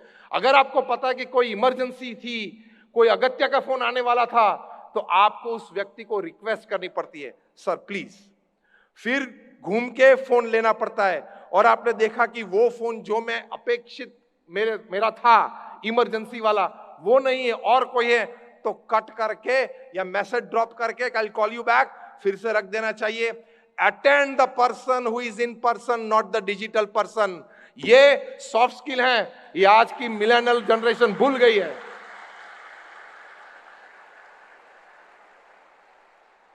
इससे नुकसान क्या होता है पता है सफलता में? इसका रिलेशन सफलता के साथ क्या होता है कि ये आदत से आपके ह्यूमन रिलेशंस जमेंगे नहीं, आपकी मैनर्स और एटिकेट्स में कमी आएगी। आप व्यक्ति जो प्रत्यक्ष आपके सामने, उसको पूरा सम्मान नहीं दे सकते हो, क्योंकि आपको अटेंड करना पड़ता है, आंख से आंख मिलानी पड़ती है, उसके प्रश्न सुनने पड़ते हैं, बातें सुननी पड़ती हैं, बात करनी पड़ती है। उसको आपने इग्नोर किया तो उस व्यक्ति के साथ आपके मानवीय संबंध ठीक नहीं बनेंगे, तो आपके संकल्प की कभी पूर्ति और सफलता नहीं होगी। क्योंकि हार्वर्ड यूनिवर्सिटी ने यह बात बताई है, सर्वे और रिसर्च के बाद 90% of your success and business depends upon your human relations with people। 90% आपकी सफलता का आधार आपके मानवीय संबंध है। आज हजारों कंपनियां ऐसे हैं जो 25-50 साल से एक दूसरे के साथ व्यापार कर रही है, कभी एक दूसरे के एम्प्लॉइज एक दूसरे को मिले ही नहीं है। Human relations, trust. तो प्रत्यक्ष व्यक्ति को महत्ता देना, किसी के साथ बात करते हो कभी फोन मत उठाना, this is your manners, etiquettes. ये सॉफ्ट स्किल में बात आती है। And more than your hard skills, your soft skill matters for promotions. ये बात याद रखना। दूसरा एक रोग होता है, उसको बोलते हैं टेंजाइटी, मतलब text plus anxiety. Text plus anxiety वो भी रोग है मिलेनियल्स में। वो क्या है? एंजाइटी मतलब चिंता, यार आधा घंटा हो गया, क्या किसी ने टेक्स्ट क्यों नहीं भेजा? तो तू क्या सेलिब्रिटी हो? आधा घंटा हो गया यार, किसी ने टेक्स्ट नहीं भेजा, आधा घंटे में 5 बार व्हाट्सएप चेक कर लिया, एसएमएस चेक कर लिया। ये टेंजाइटी होती है। टीनेजर्स को डिप्रेशन और स्ट्रेस आ जाते हैं इसमें। फिर एक रोग है डिजिटल डिजीज में, टेक्स्टाफ्रेनिया। वो क्या है? हर दूसरी मिनट वो अपना मोबाइल बाहर निकाल के देखता है, चालू करके, कुछ है कुछ है, भाई साहब कुछ नहीं है। उसको टेक्स्टाफ्रेनिया बोलता है। और मैंने फेड की बात बताई, फेसबुक एडिक्शन डिसऑर्डर। अभी 2-3 महीने पहले दिल्ली में राम मनोहर लोहिया हॉस्पिटल में 2 युवाओं को एम्बुलेंस में ले गए। दोनों फेसबुक के एडिक्ट थे, जैसे तंबाकू का व्यसन होता है, फेसबुक का व्यसन था। जब एम्बुलेंस में ले गए हॉस्पिटल अपने घर से, तब भी उनके सामने लैपटॉप की स्क्रीन पे फेसबुक चालू था। क्योंकि अगर फेसबुक बंद कर दे तो भूख नहीं लगती थी, प्यास नहीं लगती थी, काम करने का मन नहीं होता था। रिहैबिलिटेशन कोर्स करवाया, वहां रिहैब में उनको एडमिशन दिया। इतने एडिक्ट हो जाते हैं और साइबर क्राइम्स बढ़ते जाते हैं। एक और रोग है पता है, FOMO, FOMO, FOMO, fear of missing out. मतलब आपने फेसबुक खोला, आपके फ्रेंड्स के पिक्चर्स देखे, 2, 3, 5, 7 साथ में आए थे, कुछ आइसक्रीम खाया, और आपको विचार चालू हो जाते हैं कि मुझे क्यों नहीं इनवाइट किया होगा। ये तालियां आपने इसलिए बजाई कि आप अनुभवी हो इसके। फोमो के आप अनुभवी हो, मुझे क्यों नहीं बुलाया। फिर उससे भी आगे के विचार चलते हैं। ये 4 में से ये है ना, मेरे फ्रेंड सर्कल में उसके साथ मेरा ठीक जमता नहीं है ना, उसने ही इन लोगों को कहा होगा कि मुझे ना बुलाए। चलो इसने तो कहा, लेकिन ये 3 क्यों मान गए? ये तीसरा विचार चलता है। डिप्रेशन, स्ट्रेस और यंगस्टर्स, टीनेजर्स, 15-17 साल के लड़के लड़की को स्लीपिंग पिल्स लेनी पड़ती है रात को सोने के लिए, ये फोमो की वजह से।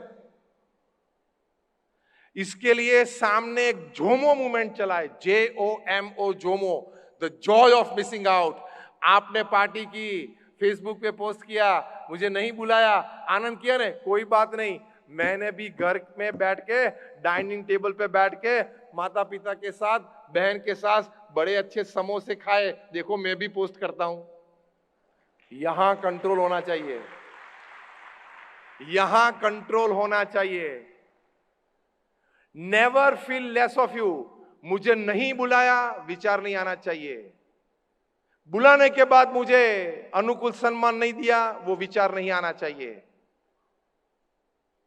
ये विचार आते हैं तो अब सफलता की शिखर सर कभी नहीं कर सकते। जो भी है, जो भी परिस्थिति है, उसमें how can I give my best, जो भी संजोग परिस्थिति में मैं अपना बेस्ट दे सकता हूं, वो मुझे देना चाहिए।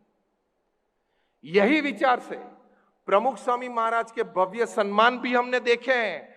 ब्रिटिश पार्लियामेंट में उनका सम्मान था, कनाडा की पार्लियामेंट में स्टैंडिंग ओवेशन के साथ सम्मान था, केनिया की पार्लियामेंट में स्टैंडिंग ओवेशन के साथ सम्मान। 30 या 40 बड़े बड़े शहरों में अमेरिका में प्रमुख स्वामी महाराज को की टू द सिटी दी है।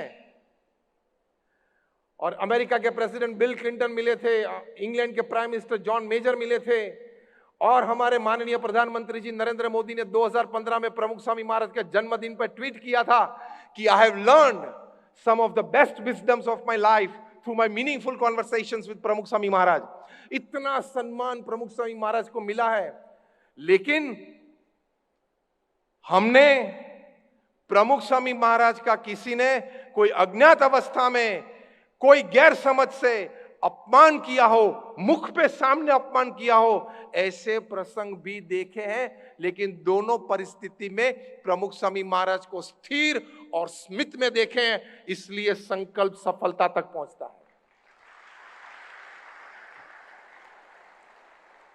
मेरा अपमान किया, मेरे सामने नहीं देखा, मुझे बुलाया नहीं, दूसरी बार ऐसा काम करूंगा कि वो लोग सामने से आके बुलाने आएंगे। इस बार नहीं बुलाया ना, मुझे रोना नहीं है, मैं काम करके दिखाऊंगा।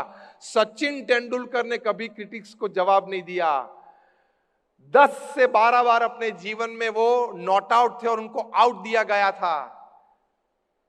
अब तो वो बात जाहिर है, इसलिए नाम देने में कोई एतराज नहीं है कि एक अंपायर थे स्टीव बकनर, वो सचिन के प्रति इतना रोष रखते थे कि वो राह देख के बैठे होते कि बॉलर ने अपील की सचिन के सामने और मैं उंगली ऊंची कर दूं। और अभी 3 दिन पहले एक वीडियो वायरल वो हुई थी, स्टीव बकनर ने उंगली ऊंची कर दी, वो आपने देखी होगी। 90 से 100 के बीच सचिन को करीबन 3 या 4 बार गलत आउट दे दिया है। सचिन का रिएक्शन देखना, आप वीडियो देख सकते हो। कभी अंपायर के सामने आंख नहीं मिलाई, कभी कोई एक्सप्रेशन नहीं दिए। अंपायर की उंगली ऊंची देखी तो डिसिप्लिन, शिस्त मानते हुए गोल घूम के पैवेलियन की ओर चलने लगे। कई सालों बाद जब वे रिटायर हुए तब उनको पूछा गया कि आपने अपने क्रिटिक्स को कभी जवाब नहीं दिया। सचिन बोले कि मैंने ये फिलॉसफी रखी थी कि क्रिटिक्स के शब्द के सामने शब्द से जवाब नहीं देना है। I always wanted my bat to talk for me. मैं हमेशा यह फिलॉसफी से जिया हूं कि मेरा बैट उत्तर देगा क्रिटिक्स को, मेरे टीकाकार को मेरा बल्ला जवाब देगा, मेरी जबान जवाब नहीं देगी।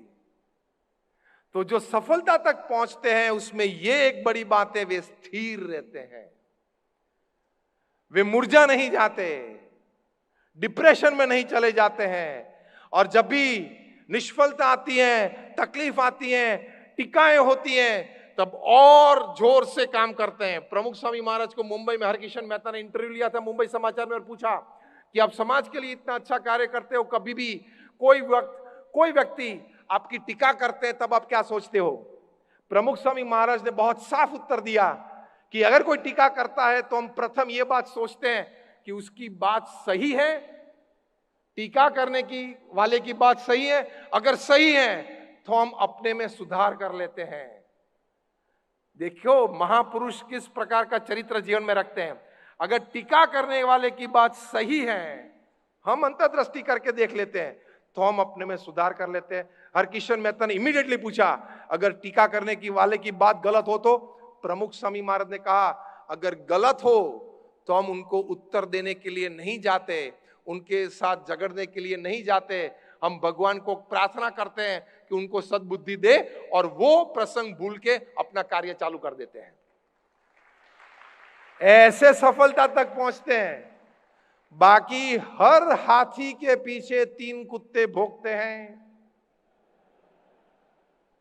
कभी भी आप हाथी को देखो, 3 कुत्ते भौंकते हैं उसके पीछे, लेकिन कभी हाथी को पीछे मुड़ के कुत्ते के साथ मुकाबला करता हुआ देखा है?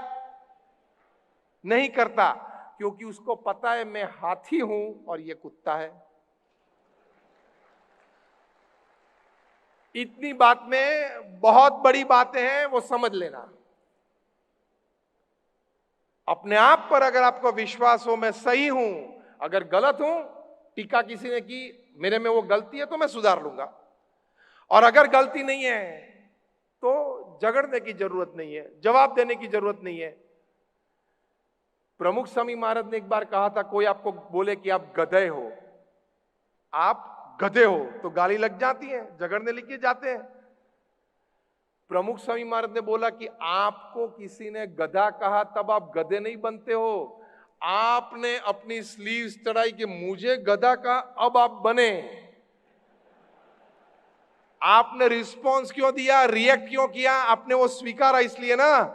अगर वो स्वीकार ही नहीं किया होता तो रिस्पॉन्स देने की कोई जरूरत ही नहीं है। हमारे माननीय प्रधानमंत्री जी को किसी ने पूछा एक क्वेश्चन आंसर सेशन में, कोई बच्चों के साथ वो प्रश्नोत्तरी कर रहे थे लाइव डिजिटल, तो किसी बच्चे ने पूछा कि आप में तो बहुत शक्ति है, इतनी उम्र में आप इतना काम करते हो। अभी भी नॉर्डिक देश में गए थे, यूरोप में, अभी जापान जाके आए, 40 घंटे बाहर गए, उसमें तो 30 तो मीटिंग की उन्होंने। इतनी शक्ति से आप काम करते हो, उसकी वजह क्या है? उन्होंने अच्छी बात बताई, वजह यह है कि मैं रोज सुबह बहुत खाता हूं। तब सभी को आश्चर्य लगा कि ये तो कोई उत्तर होता है क्या, मैं रोज सुबह बहुत खाता हूं इसलिए शक्ति है। फिर आसान से बड़े प्रेम से हंसते हुए प्रधानमंत्री जी ने कहा, मैं रोज सुबह उठ के 1 टन गालियां खाता हूं इसलिए शक्ति बहुत आ जाती है।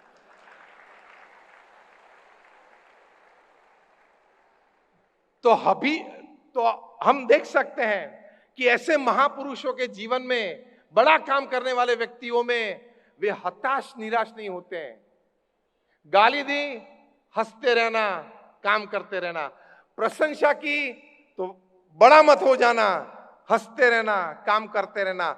सिद्धांत तो यही है संकल्प से सफलता तक पहुंचने का, हंसते रहना, काम करते रहना। स्पीक विथ मी, हंसते रहना, काम करते रहना, हंसते रहना, काम करते रहना। इसके बीच किसी ने गाली दी तो, इसके बीच किसी ने प्रशंसा की तो, यह सफलता है। अंग्रेजी में एक कहावत है, the destination is important, the journey is more important. अंग्रेजी में कहावत है, the destination is important, journey is more important. मतलब ध्येय तो अगत्य की बात है, लेकिन ध्येय तक पहुंचने का रास्ता, वो भी एंजॉय करना, वो यात्रा का आनंद लेना, वो भी एक सफलता है। सिर्फ ध्येय तक पहुंचना वो सफलता नहीं है, जाते जाते यात्रा में आनंद करते रहना वो भी सफलता है। और वो सफलता पाने के लिए ये मुद्दा अगत्य का है, हंसते रहना, आनंद करता रहना और अपना काम करते रहना। तो आपको कोई बात, कोई विचार, कोई व्यक्ति, कोई घटना, कोई आपको विचलित कभी नहीं कर सकती। You can never get distracted. एक ही फोकस से आप चल सकते हो। और एक अंतिम बात आपको श्रद्धा से कहनी है, और यह बात यह है कि भगवान के प्रति श्रद्धा रखना, हमारे सत्शास्त्रों में बात लिखी है, वयम अमृतस्य पुत्रा है, हम भगवान के संतान हैं। भगवान ने हमारे लिए एक अच्छा जीवन और अच्छे भविष्य का गठन कर रखा है। हम श्रद्धा रखेंगे और धैर्य रखेंगे, कार्य करते रहेंगे तो वहां तक जरूर पहुंच जाएंगे। जैसे मैंने कहा, मैंने 400 से भी ज्यादा जीवन चरित्र पढ़े हैं। इन सभी के जीवन में भगवान के प्रति श्रद्धा थी। भगवान के प्रति श्रद्धा मतलब एक ही बात, whatever has happened in my life so far, whatever is happening in my life at the moment, and whatever will happen in my life in the future, happens with the wish of God, happens for my good, and if I keep that attitude, it will happen for my progress. इसको श्रद्धा बोलते हैं कि जो कुछ भी हुआ, अभी जो हो रहा है, आगे भी जो कुछ होगा, वो भगवान की इच्छा से होता है, मेरे अच्छे के लिए होता है। सिंपल। तो कभी आपको निराशा, डिप्रेशन, स्ट्रेस नहीं आएंगे, कभी फेलियर्स और सेटबैक से आप पीछे नहीं हटेंगे, करते रहेंगे। भगवान की श्रद्धा बहुत जरूरी है जब कठिन समय आता है। 1972 में युगांडा में इदी अमीन को एक स्वप्न आया कि सभी एशियंस 72 घंटे में आप युगांडा छोड़ दो। एशियंस, इंडियंस, गुजराती सभी को आदेश दिया कि मिलिट्री घर पे आएगी, 3 दिन में आप युगांडा छोड़ दो। सबने छोड़ना चालू किया। कोई दुकान के मालिक थे, कोई की कंपनी चल रही थी, बड़े बड़े घर में कोई रहते थे, 8-10 कमरे का घर था, 8-10 घर में नौकर थे, वो सभी को छोड़ के, बैंक अकाउंट को छोड़ के, ज्वेलरी को छोड़ के, पहने हुए कपड़े लेकर युगांडा छोड़ना था। और वहां एयरपोर्ट पे भी मिलिट्री खड़ी थी। आपके अगर उंगली में कोई अच्छी रिंग देखी वो भी निकाल लेते थे, पैर में जूते भी देखे वो भी मिलिट्री निकाल लेती थी। ये परिस्थिति आ गई थी। युगांडा तो ब्रिटिश कॉलोनी थी, सभी के पास ब्रिटिश पासपोर्ट था, लेकिन कोई भारत आए, कोई लंदन गए। वहां लंदन गए, सामान्य नौकरी सभी ने चालू की, क्योंकि गुजरान तो करना ही था। न्यूज़पेपर डालने की नौकरी, रिटेल स्टोर पे खड़े रहने की नौकरी, डिलीवरी बॉय की नौकरी। 3 दिन पहले युगांडा में बड़े शेठ थे, 3 दिन के बाद रोड पे आ गए। जो हम कहावत बोलते हैं ना, करोड़पति रोडपति बन गए, ऐसा हुआ 1972 में। वे लोग में स्थिरता थी। तो इंग्लैंड के एक बहुत बड़े इतिहासकार चार्ल्स कनिंघम, ये बात आप गूगल पे सर्च करके पढ़ सकते हो। चार्ल्स कनिंघम में 1000 से ज्यादा ऐसे गुजराती और भारतीय को मिले कि इतनी समृद्धि वे छोड़ के आए हैं, कुछ ले नहीं पाए, सामान्य बन गए। आज वो जो नौकरी कर रहे हैं, ऐसे तो 500 लोगों को वो तनख्वाह देते थे 3 दिन पहले ही। तो आज यहां गए लेकिन स्थिर हैं, किसी ने आत्महत्या का सोचा नहीं, किया भी नहीं। इसकी वजह क्या है? 1000 ऐसे लोगों जो माइग्रेंट्स थे, उनका इंटरव्यू लिया, और इंटरव्यू में उन्होंने लिखा है, चार्ल्स कनिंघम ने, कि I found that the one principal reason that this people could remain stable is because of their unflinching faith towards God. ये सभी लोग स्थिर रहे, उनके पीछे सबसे बड़ा कारण था कि उनको भगवान के प्रति श्रद्धा थी। तो ये प्रूफ है कि आप जब संकल्प से सफलता तक की यात्रा करते हो, तब ऐसी घटना अगर बने तो उस वक्त अपने पैर में ताकत बनाए रखने के लिए भगवान के प्रति श्रद्धा होना बहुत जरूरी है। चार्ल्स कनिंघम ने यह पुस्तक में लिखा है कि इन लोगों ने मुझे यह कहा कि युगांडा में जो समृद्धि थी वो भगवान की इच्छा से, हमारे पुरुषार्थ से मिली, वो चली गई, वो भी भगवान की इच्छा। लंदन आ गए, भगवान की इच्छा, और आज यहां छोटी नौकरी कर रहे हैं, वो भी भगवान की इच्छा, और 5-10 साल में कुछ उठकर ऊपर आ जाएंगे, वो भी भगवान की इच्छा। हम आनंद में हैं, तो ही सफलता मिलती है, वरना कोई नदी में कूद पड़ता है, वरना कोई पंखे पे लटक जाता है। ऐसी परिस्थिति बनी है। और अभी तो बनेंगे ऐसे, इस प्रकार के पंखे बनने वाले हैं कि वहां आपने 5 किलो का भी वजन दिया तो वो पंखा टूट के नीचे आ जाएगा। वो ऑफिशियल हो रहा है। कहने की बात यह है कि भगवान के प्रति श्रद्धा होगी।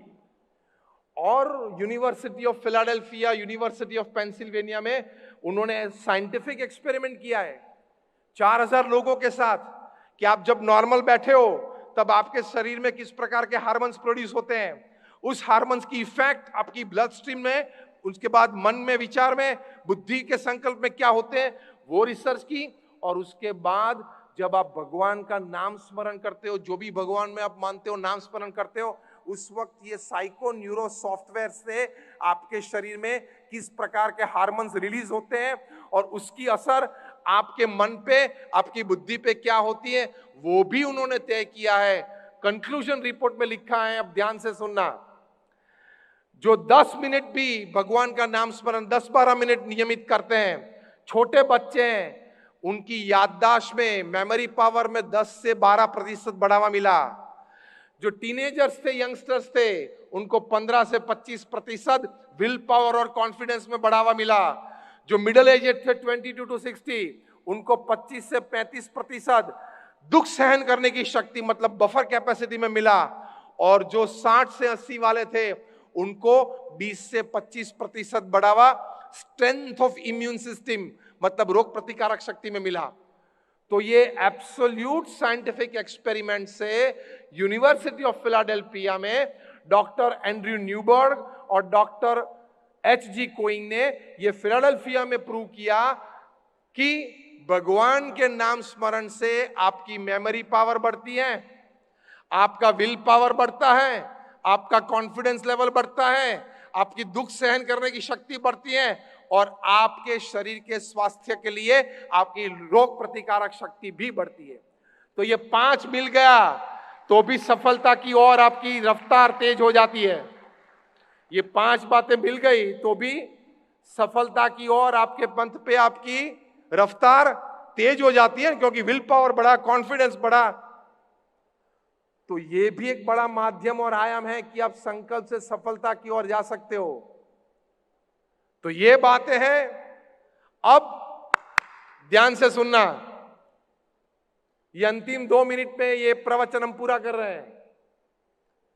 अभी आपको मैं 1 मिनट का समय देता हूं, पूर्ण मौन रखना, कोई आवाज मत करना और आंखें बंद करके मन में अपने लिए, अपने परिवार के लिए, कोई एक समाज सेवा के लिए, अपने व्यवसाय के लिए, कोई भी आयाम के लिए एक शुभ संकल्प करके जाना कि मेरा ये संकल्प है, मुझे जीवन में ये जरूर पूरा करना है।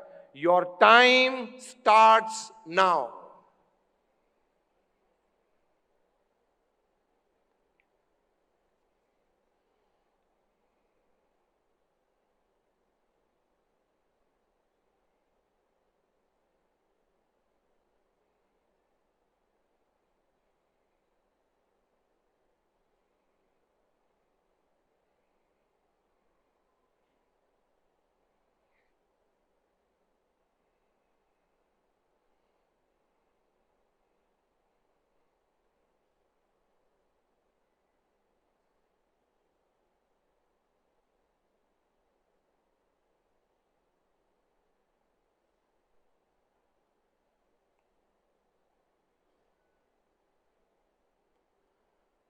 हम आंख खोल सकते हैं और मैं जिस प्रकार से बात करूं वो आप अनुसरण करें। प्रथम, ये संकल्प की पूर्ति के लिए हम भगवान को प्रार्थना करेंगे। मेरे साथ बोलना, हे ईश्वर, मैंने एक शुभ संकल्प किया है, उसकी पूर्ति के लिए मुझे बल, बुद्धि और शक्ति देना। अब दूसरी बात, हम सभी को विश करेंगे। हम जितने यहां बैठे हैं उन सभी को हमें विश करना है कि आपका संकल्प पूर्ण हो, इसलिए I wish you best of luck. तो मैं जिस तरह से बोलूं आप अनुसरण करना। I wish all sitting in the stadium today best of luck for your aspiration, for your संकल्प। उसके लिए हम हाथ उचार करके सभी को विश करेंगे एक दूसरे को कि आपका संकल्प पूरा हो।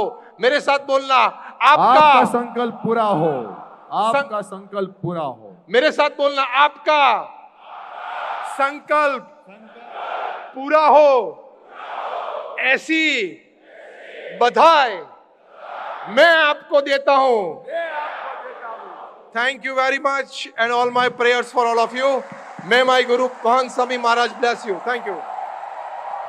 ખૂબ ખૂબ તાળીઓથી આપણે સ્વામીશ્રીને વધાવીએ। Thank you Swamiji. સ્વામીશ્રી આપ પોતાનું સ્થાન મંચ ઉપર જ જાળવી રાખશો। સ્વામીના મુખે સાંભળેલી વાતથી જ આપ સૌ કોઈને વિનંતી કરું છું, આપ પોતાનું સ્થાન જાળવી રાખજો। હજી ક્વેશ્ચન આન્સર બાકી છે, આપણે હજી ક્વેશ્ચન આન્સર તરફ આગળ વધવું છે। બે ક્વેશ્ચન લઈએ, ખાલી બે ક્વેશ્ચન। હા છે આવી ગયા છે। યસ, સ્વામીની વાતથી જ આ વાતને પ્લીઝ પોતાનું સ્થાન સૌ કોઈ જાળવી રાખશો। પ્લીઝ પોતાનું સ્થાન જાળવી રાખશો। સ્વામીની વાતથી જ આ વાતને કમ્પ્લીટ કરું। એ કોઈ પણ ઘટના પેલા મનમાં બને છે, પછી તનમાં બને છે અને પછી વતનમાં બને છે। આજે સ્વામીએ આપણા મનની અંદર સંકલ્પ આપ્યો છે, આપણે કાગળ ઉપર લાવી અને સાબિત કરીને આપણે સ્વામીને આ વાતને સક્સેસ તરફ લઈ જવાની છે। એકવાર જોરદાર તાળીઓના નાદથી આપણે સ્વામીને વધાવીએ, જેમણે આટલી સરસ મજાની અસ્મિતાઓ, આટલી સરસ મજાના સંકલ્પના ભાવને આપણી તરફ પ્રસ્તુત કર્યો છે। સ્વામી, એક ક્વેશ્ચન આપને પૂછીને આજના આ ક્વેશ્ચન આન્સર સેશનની શરૂઆત કરવી છે। એક જ ક્વેશ્ચન લેશું આપણે। એક પ્રશ્ન પૂછી લો। હા, લોકો સંકલ્પ કરી લે છે, પણ થોડા સમય પછી એ સંકલ્પ ભૂલાઈ જાય છે। કારણ હોય છે પરિસ્થિતિ, પરિવાર, સમય અને સંજોગ। તો સંકલ્પને સતત જીવિત રાખવા માટે કેવા પ્રકારનું કામ કરવું જોઈએ?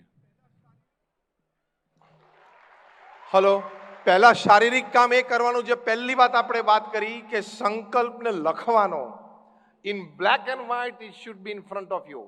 બીજું, તમારું ઘરમાં કંઈ સ્ટડી ટેબલ હોય, જ્યાં તમે બેડરૂમમાં કંઈ ટેબલ હોય, જ્યાં તમે વાંચવા બેસતા હોય, જ્યાં તમારા કંઈ ટેલિફોન કે પુસ્તક પડ્યા હોય, ત્યાં બોર્ડ ઉપર એ સંકલ્પ લખેલો ચોંટાડી દેવાનો। પછી રેફ્રિજરેટર ઉપર ચોંટાડી દેવાનો, પછી શોકેસ ઉપર ચોંટાડી દેવાનો। દિવસમાં 4-5 વખત એ શબ્દો તમારા મન ઉપર અથડાવા જોઈએ। આ હું પ્રેક્ટિકલ સોલ્યુશન આપું છું કે તમે સંકલ્પ ભૂલી ન જાઓ। હવે એની આગળની વાત, રોજ યાદ તો કરતો હોય પણ પરિસ્થિતિ ના હોય, પૈસા નથી, વ્યવસ્થા નથી, માણસો નથી, તો શું કરવાનું? સંકલ્પને છોડવાનો તો નહીં, સંકલ્પને છોડાય તો નહીં। તમે નેશનલ જ્યોગ્રાફીમાં પણ ઘણી બધી ફિલ્મ જોઈ છે, એક વાર સિંહ છે ને ગળું પકડે ને પ્રાણીનું, પછી છોડતો નથી। ઉલટ સુલટ થાય, બંને જણા આળોટે અને કેટલી બધી તકલીફ થાય, પણ ગળું નહીં છોડવાનું, બીજી બધી વાત છોડે। એમ આપણે સંકલ્પ નહીં છોડવાનો, તો સિંહ જેવું જીવન જીવ્યા કહેવાય। ત્રીજી વાત મેં કરી કે કદાચ પરિસ્થિતિ સંજોગ એવા કે તમે સંકલ્પની પૂર્તિ ના કરી શકતા હોય, એની માટે મેં ત્રીજું પણ સોલ્યુશન આપ્યું છે। શું? સંકલ્પની 2-4 મિત્રોને વાત કરો કે મારો આવો એક સંકલ્પ છે, તો એમાંથી એકાદ મિત્રને તમારી સાથે જોડાવાનું મન થાય। અથવા તો જે આ પ્રોગ્રેસ ક્લબનો, જે આ પ્રોગ્રેસ એલાયન્સ આવે, તેનો જે હેતુ છે કે તમને ક્યાંક રેફરન્સ આપે કે ભાઈ તમે અહીંયા જાઓ, તમે અહીંયા જોડાઓ। પણ તમે બોલો, ચોખ્ખી દેશી ભાષામાં કહેવત શું છે? બોલે ના તો બોર વેચવો હોય તો બોલવું પડે। એટલે તમારો સંકલ્પ 2-4 જગ્યાએ કહેવો પડે, તો એમાંથી કોક જોડાય અથવા તો કોક તમને માહિતી આપે કે ભાઈ એક વાત આવી બીજા પાસેથી પણ મેં સાંભળેલી હો, તો હું તમને બેને ભેગા કરી આપું। એટલે આવી રીતે સંકલ્પની પૂર્તિ થાય। Thank you. ખૂબ ખૂબ આભાર સ્વામીજી। જેમ અત્યારે સ્વામી આપણને સંકલ્પને જીવંત રાખવાનું કીધું, આપણે બધા એક મૂવી બહુ જોયું, પુષ્પાને વાત કરી, ઝુકેગા નહીં। તો આપણે સ્વામીએ કીધું છોડેગા નહીં। જો સંકલ્પને છોડશો નહીં તો ચોક્કસ પૂરો થશે। એકવાર જોરદાર તાળીઓ આપણે સ્વામી માટે કહીએ। અને ક્વેશ્ચન તો ઘણા બધા છે, પણ હવે સમયના અભાવને કારણે આપણે સ્વામીશ્રીને ખૂબ ખૂબ તાળીઓના નાદથી આપણે વધાવીએ અને ખૂબ ખૂબ અભિનંદન સાથે આજના આ પ્રોગ્રામને પણ આપણે વધાવીએ. દોસ્તો, અહીંયા આટલી મોટી સંખ્યામાં આપ સૌ કોઈ ઉપસ્થિત થયા છો ત્યારે તમારા પ્રશ્નો લેવા છે, પણ હવે સમયના અભાવને કારણે પ્રશ્નો લઈ શકતા નથી, તો કાર્યક્રમના દોરને આગળ વધારવો છે. મિત્રો, ખાસ વિનંતી કરું છું, જેટલા પણ લોકો અહીંયા ઉપસ્થિત છો એ તમામને રિક્વેસ્ટ કરી રહ્યો છું કે દાદરની વચ્ચે જે લોકો બેઠા છે, સૌથી પહેલા જ્યારે આપણે કાર્યક્રમને અંત કરીએ ત્યારે એમને પહેલા નીચે ઉતરવા દેજો. ત્યાર પછી વિંગ બાય વિંગ આપણે સૌ કોઈ નીચે ઉતરીશું. આપણે આપણો જોશ તો ખૂબ મનમાં લઈ લીધો છે, પણ આ જોશને આપણે ઘરે જવા માટે નહીં લાવીએ, પરંતુ પોતાની જાતને, પોતાના અંદર રહેલા સ્વભાવને પ્રસ્તુત કરવા માટે લાવીશું. યસ, पीर हो गई पर्वत सी अब पिघलनी चाहिए, इस हिमालय से भी एक नई गंगा निकलनी चाहिए. सिर्फ हंगामा खड़ा करना प्रोग्रेस अलायंस का मतलब नहीं, मकसद नहीं मेरे दोस्त. सिर्फ हंगामा खड़ा करना इसका मतलब नहीं दोस्त. ये सूरत, ये प्यारी सी चीज, आपकी फितरत बदलनी चाहिए. Thank you so much. आप सबका हम तहे दिल से स्वागत करते हैं और आपका आभार भी व्यक्त करते हैं. अब स्वामी जी को विनती करते हैं कि स्वामी जी अब एक इंटरव्यू सेशन के लिए आप आगे बढ़िए. જોરદાર તાળીઓથી આપણે સ્વામીશ્રીનો આભાર વ્યક્ત કરીએ, જેમણે આટલા સરસ મજાના શબ્દો, આટલી સરસ મજાની અનુભૂતિઓ, આટલા સરસ મજાની વાત આપણી સામે પ્રસ્તુત કરી. વ્યવસ્થાના ભાગરૂપે બાકીના બધા જ મિત્રો પ્લીઝ 5 મિનિટ સુધી ખાલી બેસી રાખજો. અને ખાસ પ્રોગ્રેસ ક્લબના જેટલા મેમ્બર છે પોતાનું સ્થાન જાળવી જ રાખજો. વ્યવસ્થાના ભાગરૂપે request to all of you કે તમે તમારું સ્થાન ન છોડશો. બધા જ આસિસ્ટિંગ જે મિત્રો છે, જે પ્રોગ્રેસ ક્લબ ફેમિલી જે છે, અને દરેક પ્રોગ્રેસ ક્લબ મેમ્બર થોડું આસિસ્ટન્ટશીપમાં ધ્યાન આપશે, કોઈ વ્યક્તિઓને ડિસ્ટર્બ ના થાય. દાદરની વચ્ચે બેઠા છે વ્યક્તિઓને આપ પહેલા નીચે ઉતરવા દેજો, ત્યાર પછી આપ ધીમે ધીમે નીચે ઉતરશો. દરેક પ્રોગ્રેસ ક્લબ મેમ્બર આસિસ્ટન્ટશીપની અંદર ધ્યાન આપશે. હું ખાસ રિક્વેસ્ટ કરું છું, આટલા મોટો પ્રોગ્રામ થયો અને આપ સૌ કોઈ જ્યારે આટલી મોટી સંખ્યામાં ઉપસ્થિત થયા છો ત્યારે થોડી શાંતિ રાખીશું. પ્લીઝ, થોડી શાંતિ આપણે સૌ કોઈ રાખીશું. આટલી મોટી સંખ્યામાં આપણે જ્યારે ઉપસ્થિત થયા ત્યારે આપ બધાનો પૂરા હૃદયથી અમે આભાર વ્યક્ત કરીએ છીએ. Thank you so much. આભાર ખાસ એ તમામ ટીમનો જેમણે આજના આ પ્રોગ્રામને સફળ બનાવવા માટે જી જાનથી મહેનત કરી છે. છેલ્લા કેટલા દિવસથી આ બધા જ મિત્રો ખડા પગે જેમણે આ યોગદાન જેમણે પોતાનું આપ્યું છે, સમયનું દાન જેમણે આપ્યું છે, મહેનતનું દાન જેમણે આપ્યું છે, જેમણે આ કાર્યક્રમની વાત, કાર્યક્રમનો વિચાર હજારો લોકો સુધી પહોંચાડવા માટે પ્રયત્ન કર્યો છે. સદવિદ્યા ચેનલ, નીતિનભાઈ કાનાણી, એમની પૂરી ટીમ, એમનો પણ હૃદયના ભાવથી અમે આભાર વ્યક્ત કરીએ છીએ. સાઉન્ડ ટીમ, ફોટોગ્રાફી ટીમ, આ ઉપરાંત જેમણે બેઠક વ્યવસ્થા કરી એવી team, welcome team, gas announcement team, આ સાથે તમામ પ્રકારની ટીમ કે જેમણે આ કાર્યક્રમનું સંપૂર્ણ સંચાલન સંભાળ્યું, સ્ટેજ, બેકસ્ટેજ ટીમ, તમામ મેન્ટોર, તમામ પ્રકારના પ્રવૃત્તિ સાથે જોડાયેલા વ્યક્તિઓ જેમણે કાર્યક્રમને સફળ કરવા માટે પોતાનો જીજાન લગાડ્યો છે, પોતાની મહેનત કરી છે, એ તમામનો હૃદયના ભાવથી અમે આભાર વ્યક્ત કરીએ છીએ. અને સાથે સાથે આજના સ્પોન્સર, કો સ્પોન્સર અને સબ સ્પોન્સર જેમના વગર આજની આ ઇવેન્ટ, આજની આ વિચારને કદાચ સફળ કરવી નામુશ્કેલ હતી, એવા તમામ સ્પોન્સર મિત્રો માટે ફરી એકવાર જોરદાર ક્લેપ કરીએ આપણે, જેનાથી આજનો પ્રોગ્રામ સફળ થયો. તમામ sponsor Candor IVF, Royal, Max Media માટે ફરી એકવાર જોરદાર તાળીઓ થઈ જાય. અને સાથે તમામ કો સ્પોન્સરનું નામ આપણે એનાઉન્સ કરી દઈએ ઝડપથી. રમેશ તેલી, હસ્તી બેકરી, રવિ ભુવા, કડક, હાર્દિક અવૈયા, હેલી ફેશન, હિતેશ કાનાની, હલ્ટ પેટર્સ, doctor Rajesh Devani, Krishna dental clinic, Deepak Kaju, all times, Praful Lakhani, मैंस ऑफ कंप्यूटर का doctor Ashok Kathiriya, Hare Krishna restaurant, Mayur Parmar, Aditya lace, Rajesh Shekhada, laser art, Niral Akbari, Sawariya industry, Jayesh Dhanrajani, brand is private limited, તમામ સબ સ્પોન્સર માટે પણ એકવાર જોરદાર તાળીઓ થઈ જાય દોસ્તો. હવે જેટલા બેઠો છો એ થોડી વાર શાંતિથી પોતાનું સ્થાન જાળવી રાખો. 5 મિનિટનો સમય લેશું, 5 મિનિટનો બ્રેક કરીએ, જેના કારણે દરેક વ્યક્તિ સરળતાથી આ હોલની બહાર નીકળી શકે. આપણે આટલી શાંતિ જાળવી છે, આટલી વેલ્યુ ક્રિએટ કરી છે, તો સારી એવી લાઈફની વેલ્યુ પણ ક્રિએટ કરીએ. આજે અહીંથી કંઈ લઈને જઈ રહ્યા છીએ, લાઈફની અંદર નવા મોમ સુધી, નવી લાઈફ સુધી લઈ જવાનો પ્રયત્ન કરીએ. Thank you. સાથે સાથે આજના આ એક પ્રોગ્રેસ ક્લબ પરિવારના ઇન્વિટેશનથી આ બધા જ મિત્રોએ આ ઇન્વિટેશનને માન આપી અને ડોટ ટાઈમ પર અહીંયા હોલ પર ઉપસ્થિત થઈને હોલને ખીચોખીચ ભરવા બદલ પણ આપ તમામ મિત્રોનો ખૂબ ખૂબ આભાર. અને આ સરસ મજાનો હોલ જે તમે જોઈ રહ્યા છો એ હોલની અંદર આજે પહેલી વાર 9,000 કરતા વધારે બિઝનેસમેન બેઠા. એમના માટે જેમણે તમને ઇન્વિટેશન આપ્યું છે એમના માટે પણ એકવાર જોરદાર તાળીઓ પાડો કે એમના કારણે તમે આ હોલની અંદર બેઠા છો. અને તમે